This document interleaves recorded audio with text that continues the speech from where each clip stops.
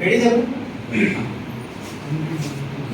देखिए इस सवाल का 32,016 में 16 का भाग दीजिए।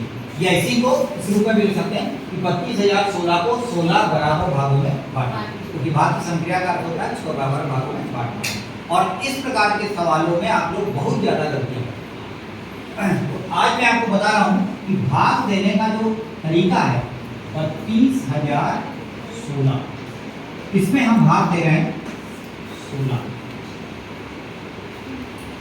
जब हम लोग भाग देना शुरू करते हैं तो सबसे पहले हमको क्या कौन सा अंक दिखता है? 3, पहला अंक। अब जब 16 का पहाड़ा हम लोग पढ़ते हैं, हम लोग ने पहाड़ा क्या पढ़ा? 16 एकम 16। अब लोग का 16 एकम 16 मतलब इसमें भाग नहीं जाएगा, ऐसे बोलते हैं। भाग नहीं जाएगा, नहीं भाग जाएगा, लेकिन क्यों जाएगा? 0 बार जाएगा। तो 16 शून्य 3 में 16 का भाग जाता है, 16 एकम 16 नहीं, 16 शून्य यानी 0 बार भाग जा रहा है। तब ये कितना आ रहा है इसका घटाने पे? फिर अगला अंक उतारेंगे, अगला अंक क्या हो गया? 2। तो संख्या क्या बन गई हमारी? 32।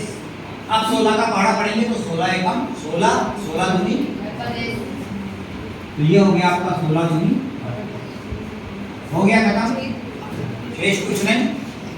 अगला अंक उतारा, अगला अंक कौन सा है?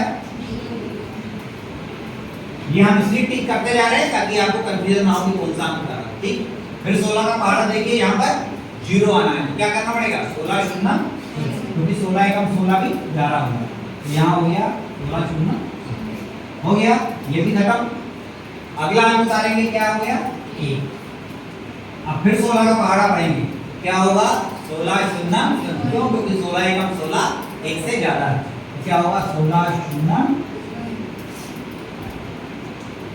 ये हो गया, कितना बचेगा? 1। अब अगला अंक उतारा, आखिरी का अंक कितना हो गया? 16। अब 16 का पहाड़ा पढ़ेंगे तो कितना होगा? 16 एकम 16।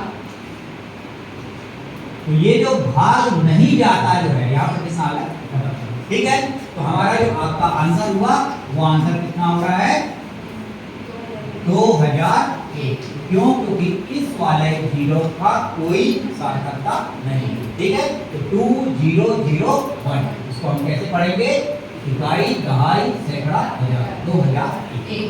तो कभी भी जब हम भाग देना शुरू करते हैं तो यहाँ से हम एक एक अंक लेंगे।